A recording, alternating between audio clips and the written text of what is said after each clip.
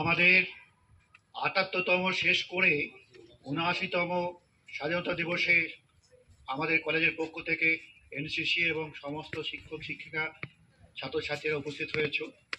এখানে তোমরা জানো যে ভারতবর্ষ কি অত্যাচারের প্রেক্ষিতে এই স্বাধীনতা লাভ করেছে। স্বাধীনতা আমাদের একটা জন্মগত অধিকার, এবং দেখবে যারা বদ্ধ থাকে যে কোনো জিনিসেই, যারা শৃঙ্খলিত হয় এবং বদ্ধর মধ্যে থাকে, তারা কিন্তু ছটফট করে কিভাবে তারা স্বাধীন হয়ে উঠবে। এই স্বাধীনতার প্রেক্ষিতে জানো তোমরা যে কত মানুষের রক্ত, কত মানুষের বলিদান এই এই স্বাধীনতা অর্জন করতে লেগেছে। এবং তাই আমাদের সেই আনন্দ দিনটাকে উদযাপিত করার জন্য ভারতবর্ষ তথা প্রত্যেকটা স্কুল কলেজ, আমাদের মতো যারা বিশ্ববিদ্যালয়, সবাই সব জায়গাতেই অনুষ্ঠিত হতে চলেছে।